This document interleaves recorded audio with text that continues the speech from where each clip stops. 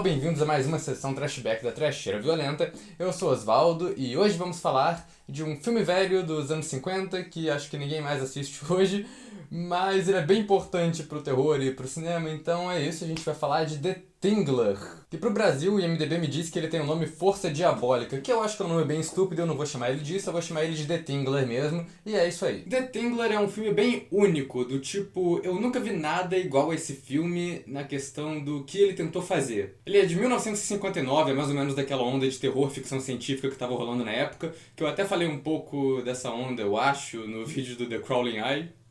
Só que o The Tingler é bem peculiar, principalmente porque ele foi dirigido pelo William Castle. E o William Castle é um desses diretores que ele tá naquela linha bem tênue entre gênio e completamente surtado. Porque o que o Castle gostava de fazer nos filmes dele é o envolvimento da plateia. Seja do jeito que for, então as exibições de filme dele sempre tinham um diferencial. O filme mais famoso dele é o A Casa dos Maus Espíritos, com o Vincent Price. E no final de Casa dos Maus Espíritos tem um esqueleto que voa. E ele fazia isso, ele pegava um esqueleto, colocava no barbante e colocava voando em cima da plateia no cinema. Então todos os filmes dele tinham alguma coisa assim no cinema também. Tanto que The Tingler é um filme que foi feito realmente para ser visto nessas circunstâncias, na sala de cinema. E hoje em dia ele é mais um retrato de uma época do que realmente um filme que você pega para ver sozinho em casa na sua TV. Porque assim ele perde completamente sentido. Eu acho que essa trashback vai ser até um pouco diferente, vai ser um pouco mais rápida. Eu não vou focar muito na trama cena por cena, vou falar só das cenas mais icônicas. Até porque a trama nesse filme, sinceramente, não importa. Porque isso é uma das coisas geniais do William Castle também. Ele não tem medo nenhum de admitir que o público que ele quer atingir é o pessoal que vai no cinema só pra gritar. E esse filme foi feito justamente por isso, porque não só ele tenta fazer as pessoas gritarem no cinema, como ele incentiva isso bem na cara de pau mesmo. Sério, a primeira coisa que você vê nesse filme é o próprio William Castle aparecendo na frente da câmera. Ele se apresenta e fala sobre a importância de gritar e que um grito na hora certa pode te salvar. E isso é seguido de um monte de cabeça flutuante de gente aleatória gritando na sua cara pra tentar induzir o seu grito sem sutileza nenhuma. Assim, eu queria que os filmes de hoje em dia tivessem essa honestidade. Imagina, você entra no cinema pra ver A Freira, a primeira coisa que aparece na tela é o James Wan. Aí entra e fala, pô galera, assim, tipo, nem eu vi esse filme, mas é aquilo, grita aí, pô. Tem uma freira assustadora às vezes e vocês vieram aqui pra isso, né, pô. Mas ok, vamos lá. The Tingler é sobre um médico que descobre que existe um parasita nas costas das pessoas, que é o homônimo Tingler. E toda vez que você sente medo, esse parasita aumenta de tamanho, e se você não gritar e liberar esse medo, ele fica gigante e quebra sua coluna ou qualquer coisa assim. Isso praticamente resume uns bons 45 minutos de filme, que no melhor estilo anos 50 é um monte de cientista numa sala explicando o roteiro. Mas então, o filme estrela o Vincent Price, que é um dos ícones de terror dos anos 60 e 70, que também estrela no Caso dos Maus Espíritos do William Castle, mas ele também é conhecido por vários filmes do Roger Corman e também por fazer o abominável Dr. Phibes. O personagem dele é um médico legista que tá fazendo essa pesquisa nos corpos que ele examina, só que ele queria arranjar alguém vivo para servir de cobaia nos testes dele para achar o Tingler. E tem um drama meio estranho rolando com a família dele ao longo do filme. Ele e a mulher se odeiam, ela abertamente trai ele com outros caras e ele casualmente acusa ela de matar o próprio pai para herdar dinheiro. E aí tem uns lances também que ele tem um aprendiz que namora com a irmã da mulher, mas assim, tipo, nada disso importa no final, nada disso tem uma conclusão muito direta. E eu acho que todo esse drama tá no filme para ele alcançar os 80 minutos de duração, mas também para deixar o Vincent Price pirar à vontade. O cara sabe atuar, né? Então ele é bem ameaçador e convincente no que ele tá fazendo. A cena dele e da mulher trocando insultos, até que ele tira uma pistola e atira nela com uma bala de festim só pra tentar analisar o medo dela no laboratório, é muito bem atuada e um dos pontos com mais suspense do filme. Mas não é essa a melhor cena de atuação do Vincent Price nesse filme. Porque na busca dele por uma cobaia humana pra testar a teoria do Tingler, ele desenvolve uma fórmula, um tipo de LSD que faz a pessoa alucinar com os piores medos dela. E aí ele testa a fórmula em si mesmo. E essa cena é ótima porque você vê ele gravando as próprias reações enquanto bate a onda do negócio. Então ele começa a cena bem formal, gravando como um cientista, e termina a cena berrando e agindo igual um lunático. Ao mesmo tempo que o aprendiz dele e a namorada olham por uma janelinha em cima da porta, que é uma coisa bem peculiar. Eu, pelo menos, nunca vi uma janelinha em cima da porta desse jeito. Ela serve pra quê? Só pra espionar nos outros mesmo? O que acontece é que o Vincent Price conheceu esse cara no começo do filme, que é o dono de um cinema que é casado com uma mulher surda-muda. Como ela é muda, ela não pode gritar, e o Vincent Price... Aliás, se vocês não perceberam, eu não lembro o nome do personagem, mas não faz diferença porque ele é o Vincent Price. Então, o Vincent Price fica fascinado por essa moça que não consegue gritar porque ela vai ser a cobaia perfeita para testar a teoria do Tingler. E chegando no último ato do filme, o cara do cinema pede pro Vincent Price ir pra casa dele porque a mulher tá passando mal, e o Vincent Price receita uns remédios pra ela. Então é ambíguo se ele deu a fórmula do LSD ou não. E isso é uma das coisas que eu mais gosto nesse filme. A mulher fica doidona e vê uma porrada de monstro e o cacete, e você inicialmente acha que isso é feito do LSD que o Vincent Price deu pra ela. Mas no final se revela que também foi armação do marido, que tava vestido de monstro, que fez isso tudo pra mulher morrer de susto e pra ele pegar o dinheiro dela. Só que isso também não nega a participação do Vincent Price no processo. E no final do filme ele obriga o cara a se entregar pra polícia. É ambíguo, ele pode muito bem estar fazendo isso porque ele realmente acha que o cara tem que ser preso por matar a mulher, ou só pra cobrir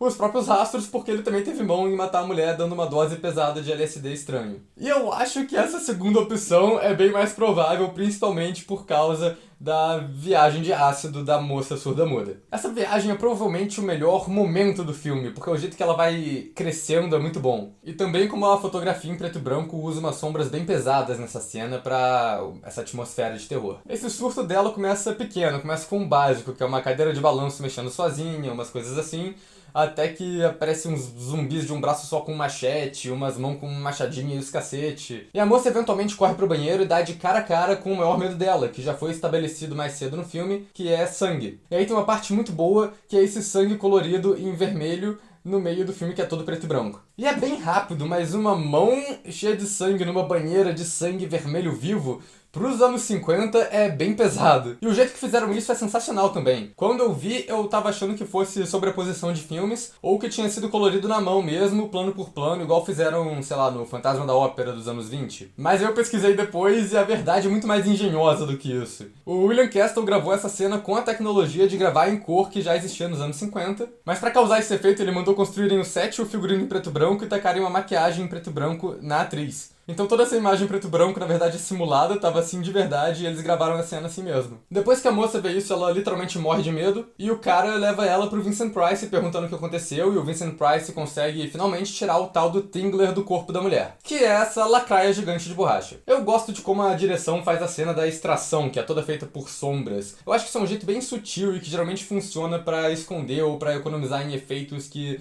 se você mostrasse diretamente, não seriam tão bons assim. Não que ser tosco é um problema pra esse filme, porque, né, o vilão principal é esse bicho de borracha que tá obviamente sendo puxado por um fio de nylon ou qualquer coisa dessas. Mas isso é tudo tão charmoso assim que eu acho que funciona. E eles também usam bastante alguns truquezinhos pra tentar disfarçar o barbante que tá puxando o bicho. Tipo essa cena que ele passa por um carpete peludo. E essa cena também é a única cena que o drama familiar acaba sendo relevante, porque a mulher do Vincent Price tenta assassinar ele, fazendo ele dormir com umas drogas e jogando o Tingler pra cima dele. Mas depois disso ela some do filme e ninguém nunca mais viu ela. A irmã dela, porém, consegue derrubar o Tingler com um grito. E o Vincent Price decide que o Tingler é perigoso demais para ser mostrado ao público e ele quer colocar ele de volta no corpo da moça surda-muda. Só que o marido dela já levou ela de volta para casa, aparentemente eles fazem isso com corpos. Quando o Vincent Price chega lá, o Tingler obviamente consegue escapar, e aí ele agora tá solto na sala de cinema, que é onde o cara mora.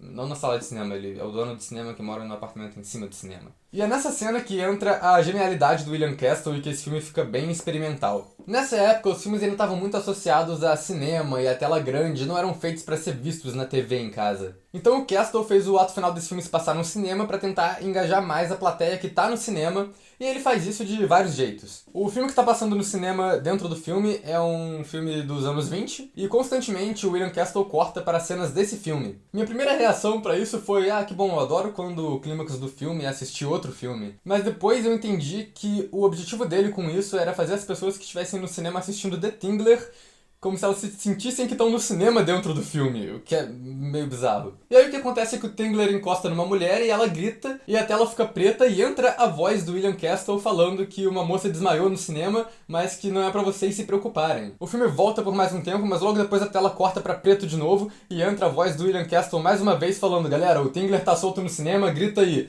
grita pra se salvar. Ladies and gentlemen, please do not panic, but scream! Scream for your lives! The Tingler is loose in this theater. Isso já é bem original, assim, bem inventivo por si só, mas o William Castle ainda gostava de tirar o filme só da tela de cinema. Então nas exibições do filme tinha uma atriz contratada pra gritar e fingir que desmaiou no cinema quando isso acontece no filme. E o mais bizarro, tinha algumas poltronas seletas que tinham um motorzinho embutido ou alguma coisa assim, que o projecionista acionava, e quando o William Castle falava que o Tingler tá solto no cinema, as pessoas sentiam o Tingler passando na poltrona.